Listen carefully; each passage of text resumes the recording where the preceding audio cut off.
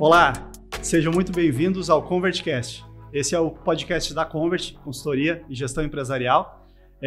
Esse é o nosso primeiro episódio desse nosso projeto que visa trazer informação, visa trazer opinião de gente muito qualificada do mercado para você, nosso público, nosso espectador, nosso ouvinte. Hoje temos a minha presença aqui, sócio Andrei Cota, da Convert, meu sócio também, Jackson. Seja muito bem-vindo ao nosso projeto, Jackson. Bom dia a todos, é uma grande satisfação a gente iniciar esse projeto, né, trazer essa dinâmica aí para conversar mais com esse nosso público, com a dinâmica que a gente traz no dia a dia, né, especialmente com o mercado, né? E esse primeiro episódio que a gente traz aqui no nosso podcast é justamente falar um pouco de mercado, falar sobre as tendências, sobre o cenário econômico, o quanto que isso impacta nas nossas vidas, o quanto que as políticas econômicas impactam no dia a dia das empresas, nossas como pessoas e afins, né? E nada melhor do que trazer um grande profissional de mercado, uma pessoa querida por nós, né? uma pessoa de notado respeito e reconhecimento no mercado, que é o Fabiano Tirloni. Fabiano, bom dia. Bom dia Jackson, bom dia Andrei, bom dia a todos. É um prazer enorme estar aqui com vocês, é uma satisfação, né? Inclusive ser o primeiro, né? Nos traz aí uma certa responsabilidade a mais. Mas para quem não me conhece, meu nome é Fabiano Tirloni. Estou no mercado financeiro aí há pouco mais de 30 anos, né, passando por algumas casas. E atualmente, né, além de uma formação de economista, represento o Grupo Asa Investments na região sul do país, né? Então, a ideia aqui é justamente uma conversa franca, trazendo informação, né, para que vocês, junto conosco, né, deixar o canal aberto para vocês aí, à disposição de todos, para que futuramente nos enviem perguntas, né, através dos links, né, que tanto da minha parte como o pessoal da Convert, né, vai ser um prazer estar passando essas informações e respondendo as suas perguntas. Obrigado, Fabiano. Obrigado aí por ter aceitado o nosso convite. É um prazer. É um prazer todo nosso receber você aqui no nosso escritório e está estreando junto com a gente esse programa, né? Já deixando claro, ninguém aqui é profissional do segmento de comunicação, a gente é profissional do mercado empresarial, do mercado financeiro e vem aqui com esse objetivo, né? De debater, de conversar, de trocar informação, de criar para o nosso espectador aí alguma base para ele tentar atravessar esse ano, que já começou um pouco difícil, já começou com notícias não muito fáceis para o mercado, algumas tendências aí para o ano que a gente vai debater bastante aqui. Só antes de a gente entrar direto no material, né, já queria deixar claro para todo mundo, esse material vai estar na íntegra no YouTube, nosso canal da Convert no YouTube. Também a gente vai estar distribuindo aí os cortes, né, desse nosso episódio nas nossas demais redes sociais, no LinkedIn, no Instagram, no Facebook e também via áudio no Spotify. Vamos lá, Jackson? Legal. Bom, vamos começar por onde? Eu acho que a gente vai remeter um pouco ao histórico, né? Trazer um pouco do passado para buscar isso para os dias atuais. E quando a gente fala de histórico recente, a gente está falando um pouco de pandemia. Se há uma certeza que a gente sabe disso tudo, é que o mundo mudou, né?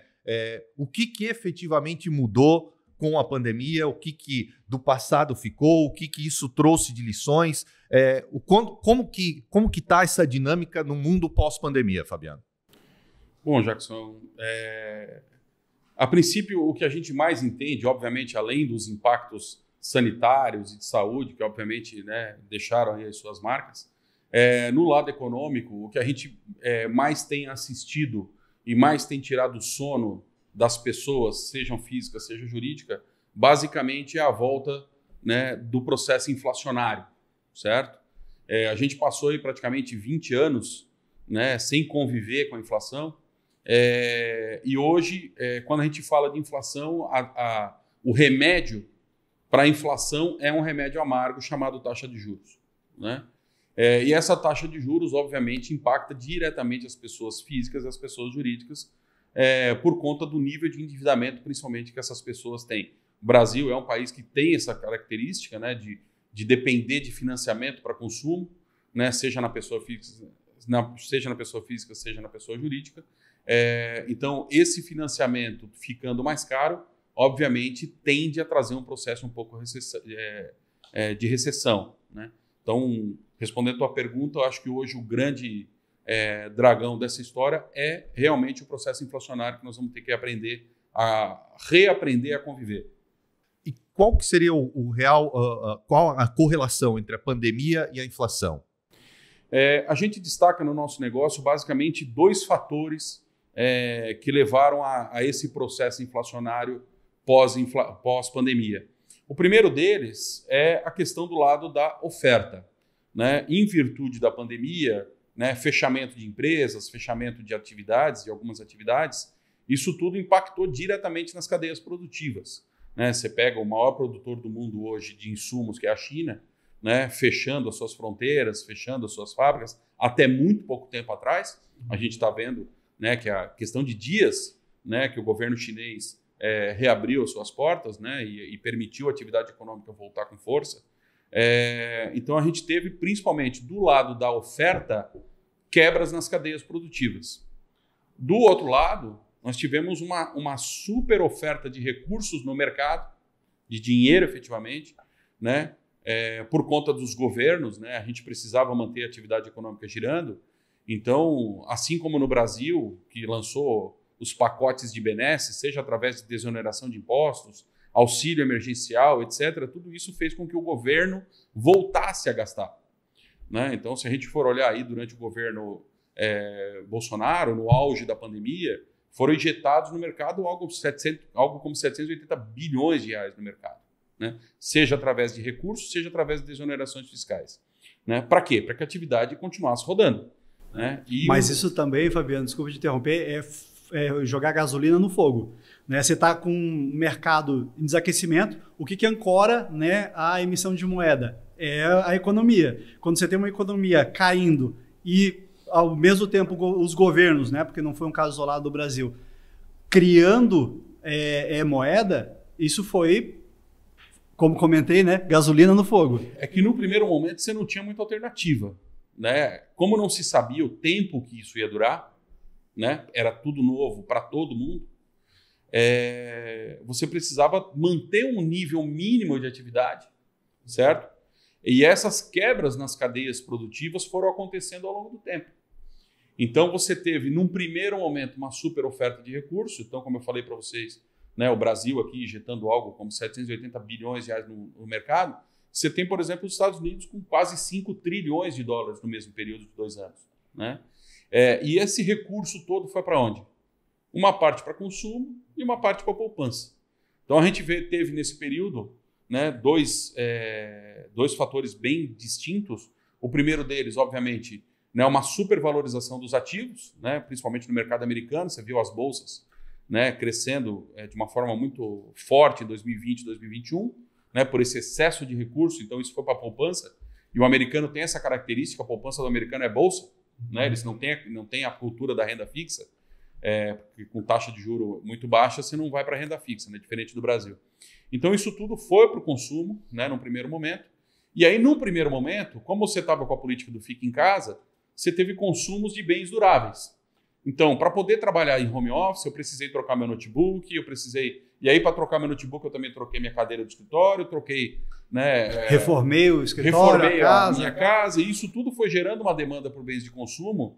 E aí, com as quebras das cadeias produtivas, se eu tenho menos produto para vender e mais gente querendo comprar, obviamente você teve uma pressão muito forte na demanda, certo?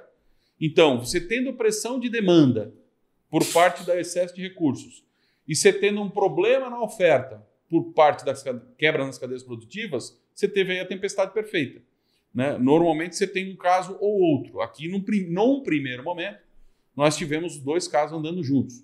Então, onde que a gente linka inflação com pandemia é nesse fator. Quebras de cadeias produtivas e excesso de liquidez no mercado no primeiro momento, certo? Perfeito, Fabiano. Como eu comentei antes, era previsível um cenário inflacionário, né, com o movimento que foi feito. Eu acho que aqui no Brasil, né, houve um movimento logo em sequência do Banco Central, começou um processo de aumento de taxa de juros, a gente viu, né, chegamos aí a ter Selic na casa dos 2%, 2% a 3%, hoje já fomos para um patamar de 13,75% aí de patamar máximo, e ela ocorreu de uma forma rápida, célere, diferente de outros países, né, que agora convivem mais, né, com esse efeito inflacionário do que talvez o Brasil, que já conseguiu conter e trazer a inflação, não ainda para o centro da meta, mas é uma inflação já muito mais próxima, né, do que outros países, né, Estados Unidos com inflação de 9% e a meta deles é 2%, né? Então tem um spread aí de inflação ainda muito mais alto. Mas o impacto disso também para as empresas, né? Porque essa taxa de juro alta aqui no Brasil, onde grande parte, né, dos segmentos são demandantes de capital, tem um efeito no resultado das empresas. Até no ano passado a gente fez uma publicação de um artigo que, linkando também com aquilo que você comentou, que o Brasil já não estava mais acostumado a ter inflação, né? Então o Brasil tinha perdido o nome do nosso artigo era a arte esquecida de precificar, porque nós não tínhamos mais variação, então aquela precificação ela acontecia 6 meses, 1 ano, né, para frente e tal, com exceção de commodity, que tem aquela flutuação, o restante dos produtos, a reposição de preço era muito contida. Com a pandemia, com a chegada da inflação, a velocidade com que os aumentos chegavam, né, para as empresas e a velocidade com que elas repassavam esse aumento para o mercado fez com que, junto com a taxa de juros, muitas das empresas consumissem grande parte dos seus resultados. Exatamente. Né? E isso teve um efeito que ainda esse excesso de crédito deu uma atenuada, né? Mas que agora pode começar a surgir, né, uma inadimplência maior, como a gente já vê alguma tendência aí no mercado, né, do final do ano passado para cá, né, o número de pedidos de recuperação judicial aumentando, né? Fala um pouco desse impacto, Fabiano, para nós, né, dessa inflação nas empresas.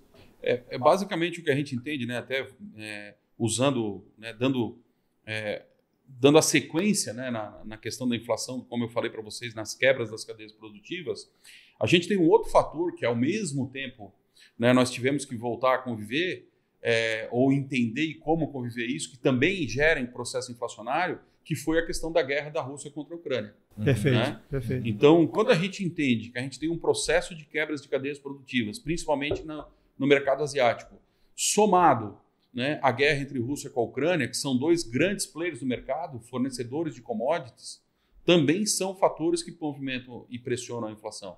Né? Você tem aí a Rússia e a Ucrânia como os 2 grandes produtores de petróleo no mundo. Além da tempestade, não veio um furacão, Exatamente. Ou veio um vulcão, então, né, que foi a guerra. Eu usei a expressão da tempestade perfeita, né? Então você soma ali mais um ventinho batendo nas costas, Sim. Né, que foi a questão da guerra da Rússia com a Ucrânia, né, por serem grandes produtores de commodities agrícolas e não agrícolas, né, isso tudo impactou o mundo inteiro. Né? Você tem aí hoje Rússia e Ucrânia, por exemplo, como os 2 grandes players na produção de trigo. Sim. Então, trazendo para a nossa realidade, é o pãozinho mais caro, né, no balcão da padaria. Isso impacta diretamente, né, a população. Né? Olhando essa questão do processo inflacionário nas empresas, basicamente, por conta de falta de insumo, você tem pressão em custo. Certo? Para quem depende de importação de China, e querendo ou não, ao longo dos anos, nós fomos todos sendo dependentes de China, né? A gente pode até discutir isso um pouquinho mais a fundo, explicar um pouquinho mais, mas como todos passamos a ser dependentes de China, quem está nesse mercado sabe, né? A gente importava, antes da pandemia, se importava insumo da China com container, né? O aluguel do container custando na casa de $800, $500, né? No auge da pandemia chegou a bater $15 mil. Então você pega produtos com baixo valor agregado, onde você tem um impacto de logística tão grande, né? A pressão inflacionária no custo das empresas foi muito forte no primeiro momento. E como a gente não sabia quanto tempo isso ia levar, o empresário, para não perder venda, ele tenta, num primeiro momento, ele consome margem. Sim. E depois ele tem que reposicionar preço. Essa reposição de preço, certo? É que gerou também um processo inflacionário. Então você percebe que a gente tem um círculo vicioso, certo? Você tem problema de produção, você tem excesso de consumo, você tem problema nas cadeias produtivas, isso tudo gera um círculo vicioso. Como você quebra esse círculo vicioso? Com taxa de juros reduzindo o ritmo da atividade econômica. Reduzindo o ritmo da atividade econômica, você consegue trazer, né, uma super oferta de insumos, voltar uma oferta de insumos, voltar uma oferta de mão de obra, porque se no primeiro momento você passa a demitir. Então você começa a fazer ajustes em toda a cadeia produtiva para trazer o processo inflacionário para baixo e aí sim começar a trazer a inflação para o centro da meta e a partir do momento que ela começa a se aproximar do centro da meta, você consegue fazer o exercício de voltar à taxa de juros, né?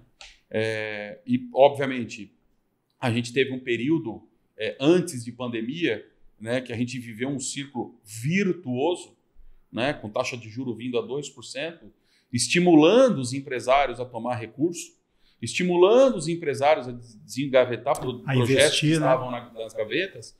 Então, com taxa de juros a 13%, o projeto não se viabilizava, né, porque a taxa de retorno não era interessante. Agora, com taxa de juros a 2%, você teve muito investimento saindo da renda fixa para ir para a atividade real. Certo? Você teve bolsa subindo, você teve mercado de dívida, né, permitindo emissão de debêntures, etc., outras formas de captação de recurso, porque nós, enquanto investidores, nós fomos buscar outras formas de remunerar o nosso recurso. E isso fez com que a atividade econômica crescesse. Só que aí você tomou dinheiro a 2%, prevendo um crescimento, aí vem uma pandemia, você ficou endividado, sem operação, sem aumento de vendas, você só tem uma alternativa, aumentar preço.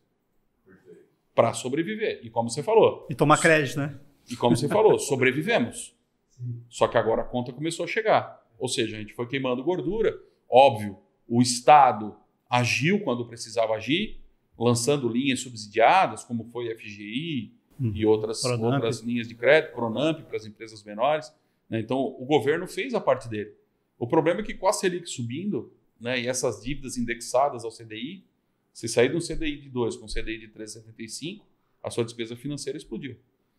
Ô Fabiano, então justamente nesse cenário, vamos lá, estamos falando de um cenário de pressão inflacionária, de taxa de juros, agora isso já trazendo para os nossos dias atuais, né? Estamos falando pressão inflacionária, taxa de juros nas alturas agora, né? Então o crédito cada vez mais caro, né, na prática, no mercado, a dinâmica da atividade econômica justamente sendo impactada por esses fatores, né?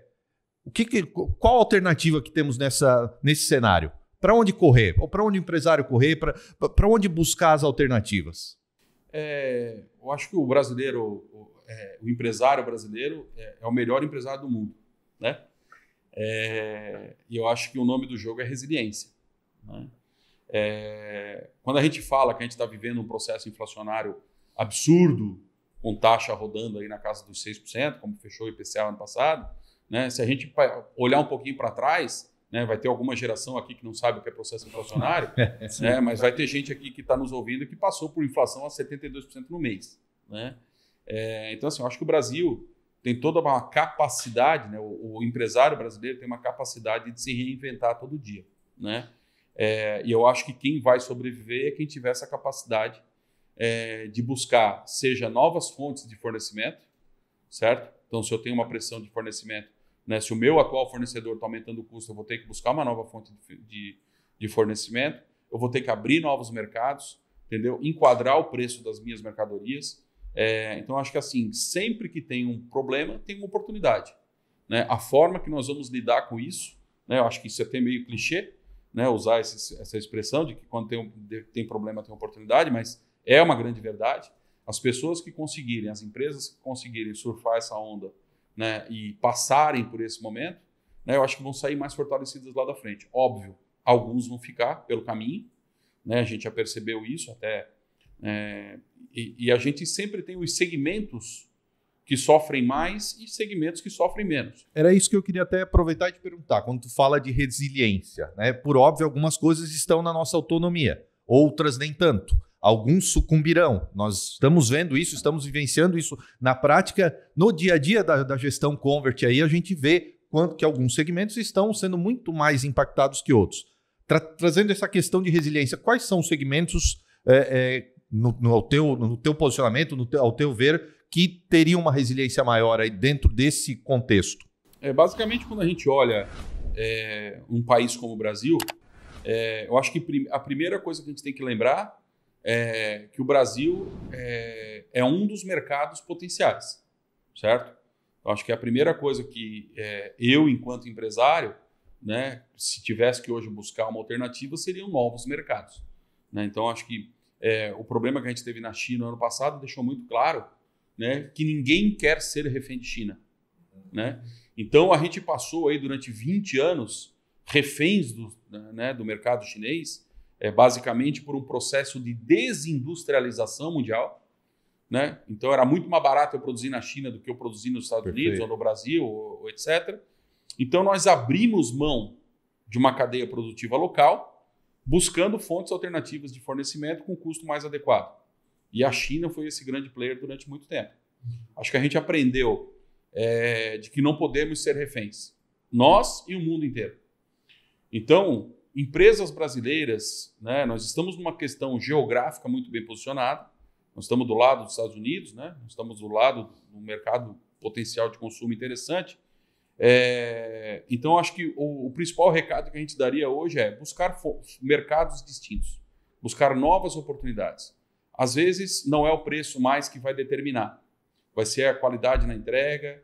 Né? Então, a gente sentiu isso na pele, né? Todos nós sentimos isso. A partir do momento, como a gente falou, de que um container passa de $500 para $15 mil, a logística passa a ter um papel extremamente importante nesse momento. Né? Então, eventualmente, não vai ser só o preço que vai determinar de quem o americano vai comprar, de quem o mexicano vai comprar ou de quem o brasileiro vai comprar. Então, acho que aí você tem uma grande oportunidade, buscar novos mercados. Olhando os setores especificamente que a gente acredita que vão sofrer mais ou menos nesse primeiro momento, obviamente, o setor que depende de financiamento para consumo, a gente acredita que tem de sofrer nesse primeiro momento. O Brasil tem essa característica, né? O brasileiro tem a característica de depender de financiamento para fazer suas compras. Então, nós gostamos de um crediário, nós gostamos de um carnê. Né? Só que nesse carnê está embutido uma taxa de juros. Com o Selic a 2%, né? Você comprava um carro financiado, você não perguntava qual era a taxa de juros, você perguntava quanto é que era a parcela. Agora, com o Selic a 13%, essa parcela talvez não cabe mais no bolso, eu reduzo o consumo. Então, respondendo a tua pergunta mais diretamente, os segmentos que dependem de financiamento, a gente acredita que tendem a sofrer um pouco mais nesse momento. Setor de varejo, setor de construção civil, né, bens duráveis, né, que são normalmente comprados a prazo, a gente acredita que tendem a sofrer um pouco mais. Como buscar descorrelacionar isso? Né? Segmentos que não dependam de financiamento ou que vivam de exportação. Então, o Brasil sempre foi um país muito forte no lado da commodity, então a gente acha que alguns segmentos, principalmente destinados à exportação, né, e que estão muito relacionados a commodities, seja ela minerais ou agrícolas, a gente acredita que esses segmentos tendem a sofrer menos nesse primeiro momento. Queria fazer um pouquinho num contraponto, Fabiano, porque, assim, ao mesmo tempo que eu concordo totalmente contigo que a exportação é sempre um caminho, né, para o empresário brasileiro de buscar os mercados. Um hedge natural, né? E a gente vê um cenário de dólar, né, com uma certa tendência de queda. Né? Vimos aí um dólar na semana passada abaixo de R$5, já retomou e tal, mas se a gente pegar alguns indicadores correlacionados a outras moedas, até achei um gráfico aqui no mercado, que o dólar está se desvalorizando no mundo inteiro. Perante o peso chileno, por exemplo, né, aqui só falando de países emergentes, falei sobre o peso chileno, ele se desvalorizou 19%. Né? Perante o real, nesse mesmo período, ele desvalorizou só 4,82%, menos de 5%.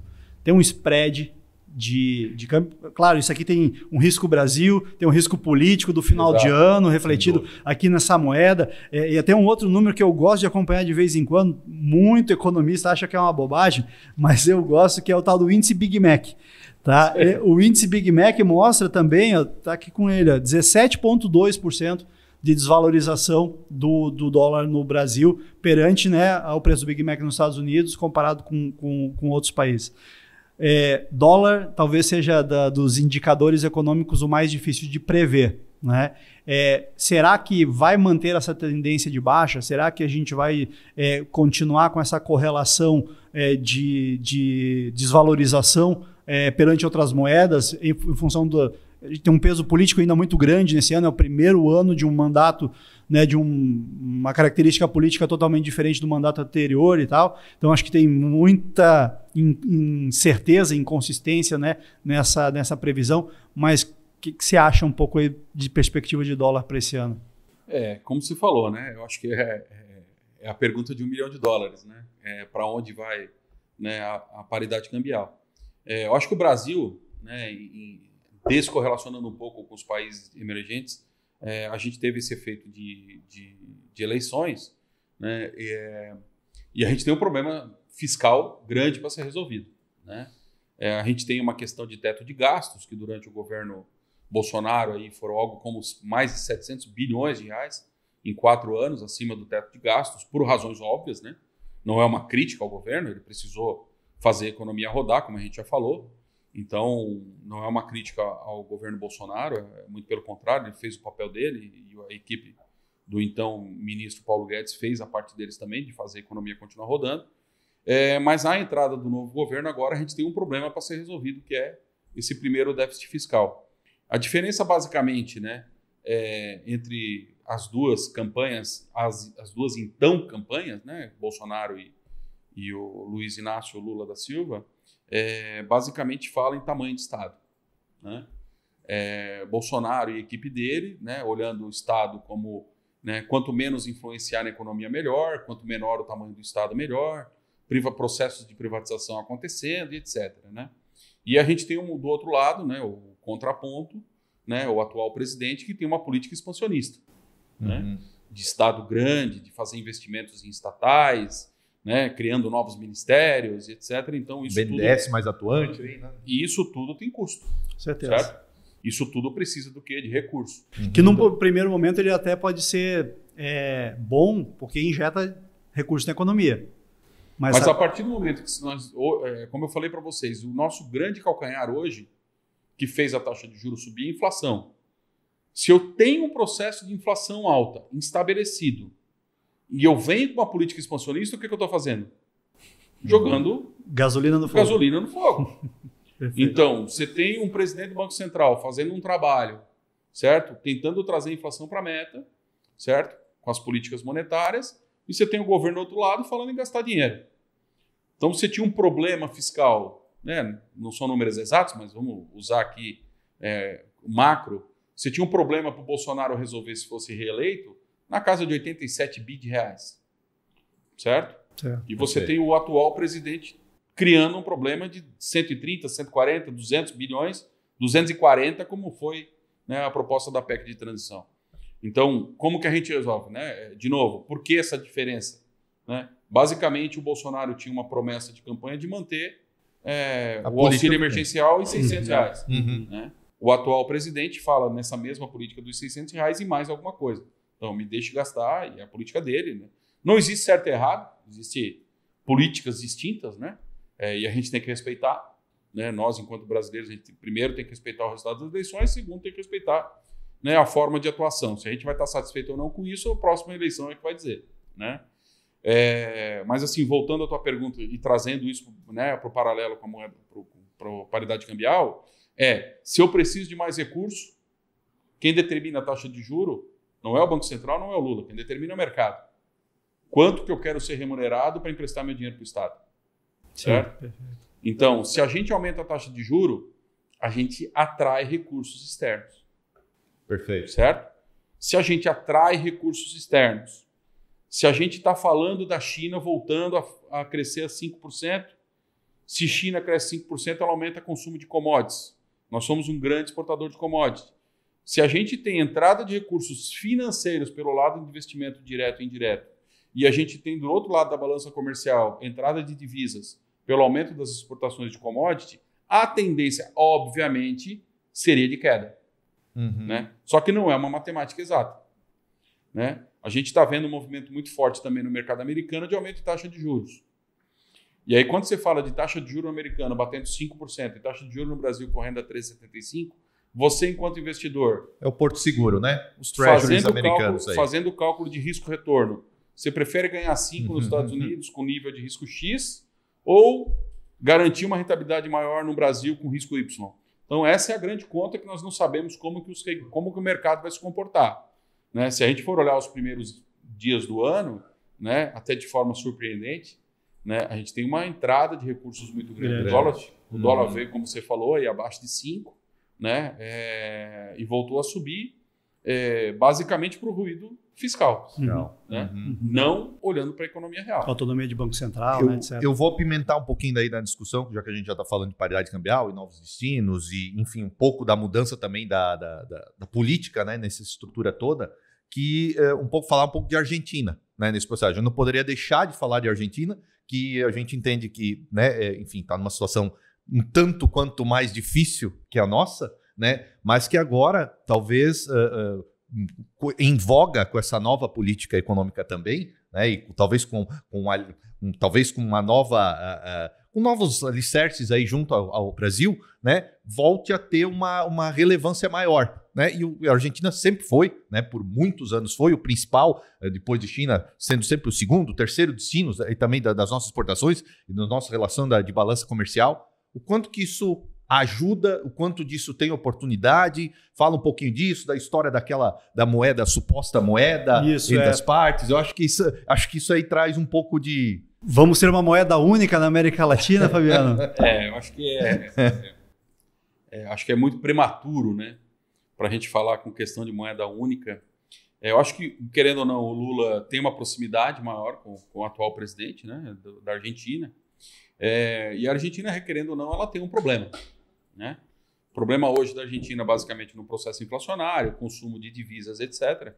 Então, hoje a Argentina tem uma capacidade, né, uma reserva de dólares muito pequena, né, que acaba impossibilitando manter o nível de importação de bens e de materiais que fez com que a inflação explodisse lá na Argentina, né? Então, a gente tem inflação beirando aí, sei lá, 70% nesse período, no período de um ano.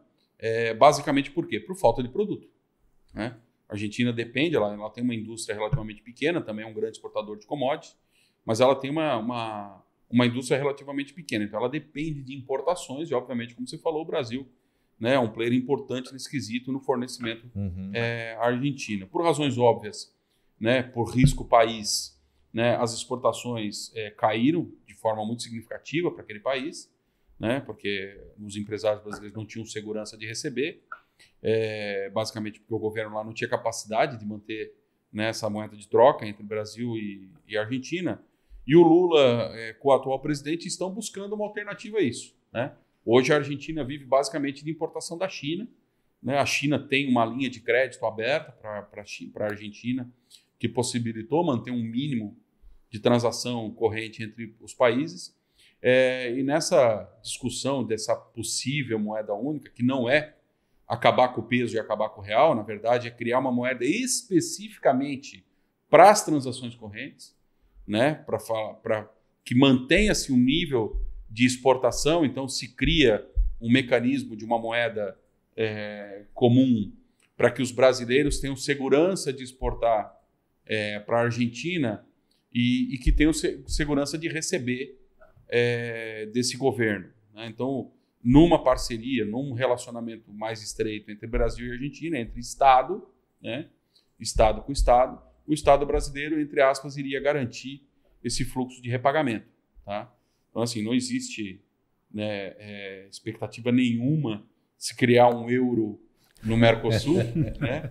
Se a gente pensar em países extremamente mais resolvidos do que Brasil e Argentina, se levou 30 anos para colocar o euro em pé, e muitos dos países da Europa, né, que não aceitaram entrar na zona do euro, e alguns deles que entraram depois saíram. Então, é muito precoce para a gente acreditar, né, que a gente vai ter aí no curso de espaço de tempo uma moeda comum entre os países do Mercosul. Acho que, quem sabe, futuramente a gente poderia ter um desenho como isso, mas nesse momento, né, para tirar aí essa dúvida das pessoas que não se aprofundaram no tema, a moeda única, entenda-se relações correntes entre importadores e exportadores brasileiros e argentinos. Para as empresas brasileiras até pode ser um fator favorável, né? Porque muitas foram impactadas, né, com reduções de exportações para a Argentina por causa do risco de inadimplência, né, a falta de dólar lá para eles fazerem a balança comercial para nos pagarem pelas exportações. Então pode até ser algo positivo. É como a gente falou no começo dessa conversa, né,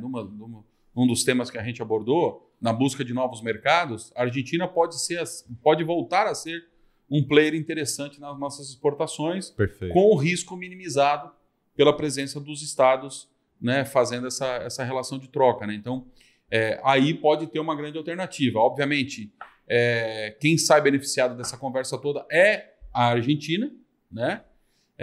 E a sua população, porque o Brasil voltando a ser um exportador importante para eles, você tende a gerar mais produto, menos inflação. Né? Então, o Brasil não precisa da Argentina como a Argentina precisa do Brasil. Uhum, certo. Então, nessa relação de troca, a Argentina sairia muito mais beneficiada, né, do que o Brasil, mas não deixa de ser um fator importante para as nossas empresas aí, né, buscar de volta esse mercado que já foi muito importante, como o Jackson salientou, entre China, Estados Unidos, Europa, né, a relevância da Argentina nas nossas exportações. Então, fica a dica. Legal. Bacana, Fabiano. Fabiano, queria abordar um outro tema contigo. Nós temos visto aí nesse novo governo algumas vontades de mudança, né? Como o outro governo anterior também começou, né, com um tom reformista, né? Por mais que seja um lado mais expansionista pela política econômica desse novo governo, tem alguns tons de reforma, né? Acho que uma das que mais tem sido faladas agora nesse primeiros meses aí de governo, né, foi a criação da Secretaria Especial lá para desenvolvermos um novo sistema tributário no Brasil, que é algo que se fala há milhões de anos, né? Uhum. Aqui no Brasil já vieram muitas alternativas, mas aparentemente existe uma vontade muito grande desse governo em aplicar, até para talvez, né, com essa reforma conseguir os recursos necessários para a política expansionista do governo. Saiu uma notícia recentemente, aí, essa semana, né, que o secretário especial aí do Ministério da Fazenda, o Bernard App, falando que ainda nesse primeiro semestre devemos ter uma proposta de reforma tributária no Congresso, e ele dividiu essa reforma em duas fases, né? A primeira fase seria focada nos tributos sobre consumo, CMS, IPI, PIS/COFINS, né? Com uma possível criação de 2 IVA, né? Imposto sobre o valor adicionado, uma para os impostos estaduais e municipais e outra para os federais, e numa segunda fase, IR, né? E possivelmente os impostos sobre a folha de pagamento. O que podemos esperar dessa reforma tributária? Particularmente eu gosto da ideia do IVA, né, porque você traz para uma realidade, né, o Brasil é o país das desigualdades sociais, né? A grande vantagem do IVA é que você cobra imposto de quem realmente consome, né? Ótimo. Então, como em países desenvolvidos, como tem isso em países desenvolvidos, você tem aí a questão do imposto de renda, né? Mas efetivamente o imposto de renda no Brasil você tem algumas formas, algumas alternativas, né, de buscar taxas menores, etc. Não vamos entrar nesse assunto, mas então assim, eu particularmente gosto muito da política de taxar consumo. Então quem gasta mais paga mais, né? Então acho que nesse aspecto acho que extremamente positivo o projeto do IVA, e é extremamente importante que isso aconteça de uma forma rápida, né, para que a gente consiga aí, principalmente, né, o Haddad busca aí, o Haddad tem uma conta que ele fez aí, que o mercado está trabalhando com isso, e o Focus, né, o relatório Focus do Banco Central, trabalha com esse número de um déficit primário esse ano aí na casa de 1%, 1,1% aproximadamente. Para isso ser verdade, toda aquela parte de política, toda a parte de política fiscal dos projetos que foram lançados durante a PEC de transição, né, para buscar aí levantar os 240 bilhões de reais que se previa, né? Eu acho que o Haddad foi feliz com algumas coisas, mas assim, matematicamente a gente não acredita que esses 240 bilhões sejam viáveis, né? Porque tem algumas contas dentro desse número dele que não fecham, né? Por exemplo, buscar 60 bilhões em acordos dentro do CARF, né? Uhum. A gente não acha, né, que a gente consiga levantar um número tão grande num curto espaço de tempo, né? Essas coisas demoram muito para acontecer. Então, esses acordos dentro do CARF, né, acordos de empresas que devem para o Estado, né, de fazer acordos, né, nessa parte tributária, eu não acredito que aconteça num curto espaço de tempo. A gente, desculpa interromper, Fabiano, a gente até publicou uma matéria ontem, né, que saiu uma notícia 34 bi recuperados pela PGFN no ano passado, sendo 15 bi aproximadamente aí com transações tributárias. É um volume expressivo, né? Houve um benefício muito grande para a empresa em recuperação judicial, com descontos, né? E isso deu uma facilitada, mas também acredito que os grandes casos já tenham acontecido, já estão a caminho, né? Para chegar em 60 bi esse ano, ainda é uma distância muito grande. Né? Então, assim, a gente vai depender dessas reformas, né? A gente tem, antes da reforma fiscal, né, da reforma tributária, o governo tem a missão de passar o arcabouço fiscal, né, para o próximo ano. Então, a gente deve ter algumas mudanças ainda, até que isso seja levado em prática. Mas, efetivamente, a parte de tributo sobre a renda, que deve entrar só no ano que vem, política de tributar dividendos, etc., isso tudo vai ficar para um segundo momento, na nossa opinião. Esse ano, especificamente, vai ter que ser feito mais do mesmo. Né? Porque é tudo muito lento. Né? Você depende de aprovação de Congresso, passa nas duas casas, né, em que pese, né, o atual presidente está bem alinhado com o presidente das casas do Senado e da Assembleia Federal, da Câmara Federal. A gente ainda acredita que isso é um processo muito lento. Então, a proposta do IVA hoje, para mim, é o próximo passo. Né? Eu tenho uma opinião, Fabiano, que assim, por mais que talvez o IVA não traga uma redução na carga tributária efetiva, até porque não tem espaço fiscal para isso, né? Eu acho que tem um benefício ainda muito grande para as empresas pela redução de custo que ela vai nos dar em relação a controle. Né? O gasto é trilionário das empresas, né, anualmente, com contabilidade, com processos, com, né, sistemas, afins, né? Toda a parte jurídica que acaba envolvendo todas as discussões. Acho que só o fato de facilitar o cálculo, deixar mais claro, mais simples, isso já traz algum benefício para as empresas. Né? Sem dúvida, porque hoje muitas empresas estão em déficit com o Estado, estão com dívidas tributárias por pura falta de conhecimento. Né? Como a nossa legislação ela é mutante, né? E ela é muito grande, muito extensa, né? Você acaba se perdendo. Né? Então, por mais que você tenha um contador aí atualizado 24 horas por dia, sistemas de software que te permite isso, né? Volta e meia você é pego, né? Por ter gerado algum problema, né? Ter deixado de recolher alguma guia, por algum problema muito pequeno, que acaba acarretando depois num problema maior. Né? Então, acho que o IVA vem justamente para facilitar isso tudo. Perfeito. Que de fato tem que ser tocado, né? Porque senão a gente está naquela política. Finge que eu pago, eu finjo que recebo, e assim a gente fica, né, sem desmistificar esse processo todo. Né? Mas o Brasil não é para amadores. Né? Até o transitado em julgado agora em matéria tributária não tem mais segurança. Então não é fácil ser empresário no Brasil. Nem o passado é certo no Brasil. Nem o passado é certo mais. Né? Então, em termos de segurança no Brasil, acho que tudo que puder facilitar o entendimento, deixar as coisas mais simples, mais claras, como a gente sabe que é o funcionamento do IVA, né?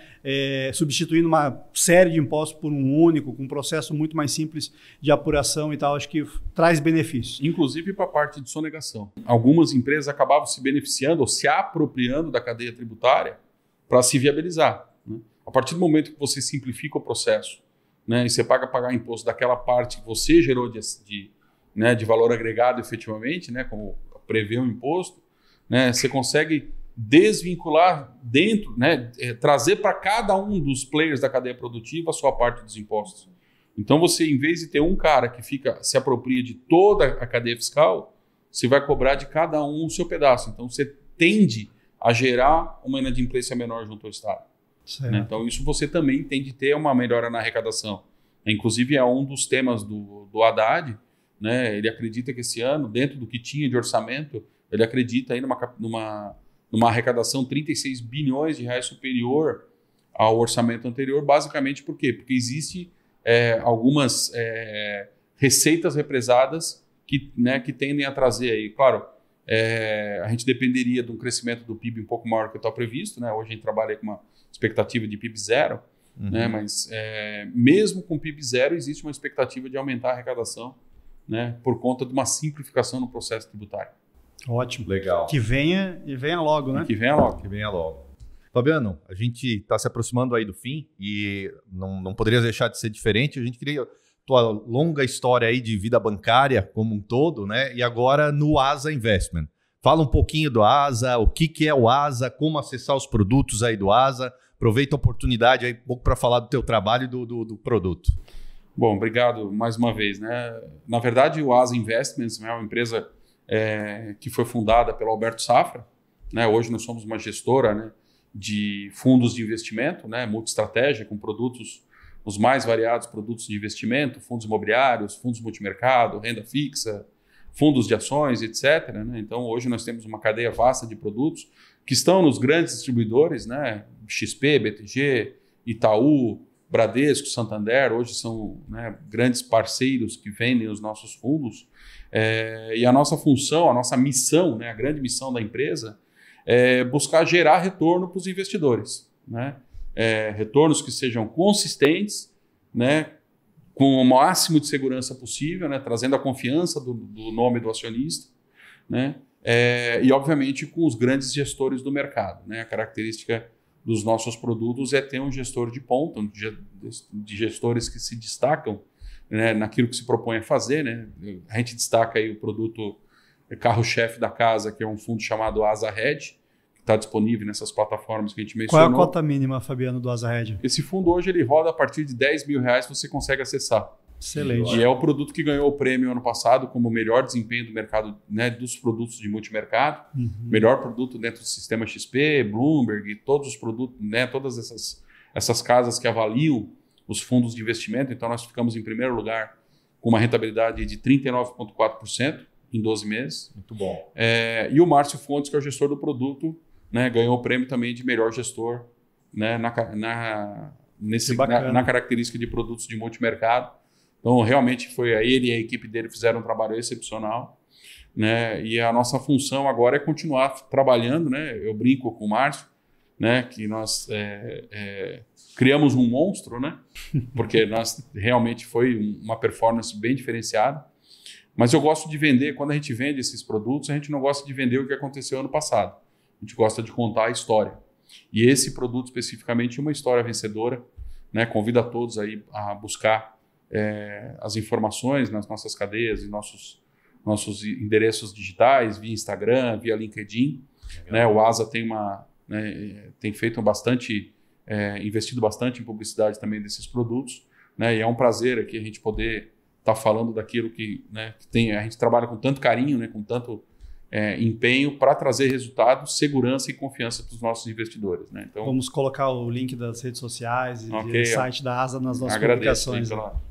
Pela oportunidade. Fabiano, muito obrigado. Acho que foi um bate-papo extremamente enriquecedor, né, do ponto de vista extremamente oportuno para o momento, né, da forma como a gente está vivendo, para a dinâmica do nosso dia a dia.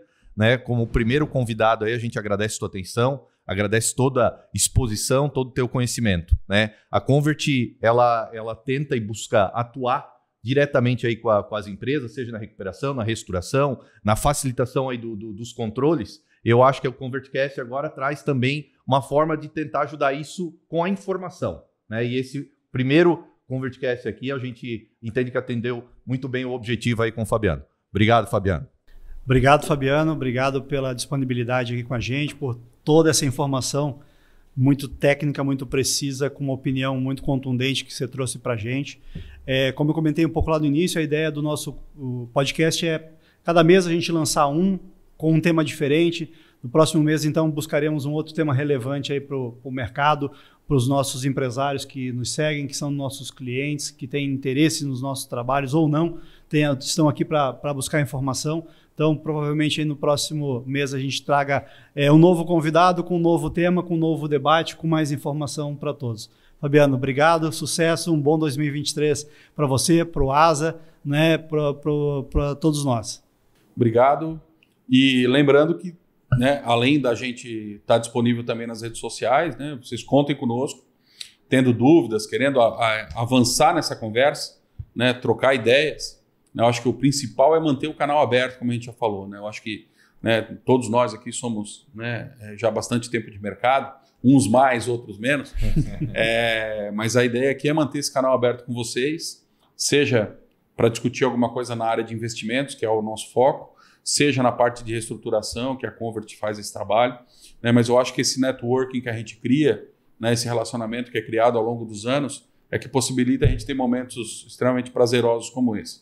Então, sucesso a todos, né? E fica aí o meu agradecimento mais uma vez ao Andrei e ao Jackson pelo convite, e é uma honra ter sido o primeiro convidado aí, mas é importante a gente deixar sempre o canal aberto com vocês. Obrigado, tenham todos um bom 23. Obrigado. Obrigado.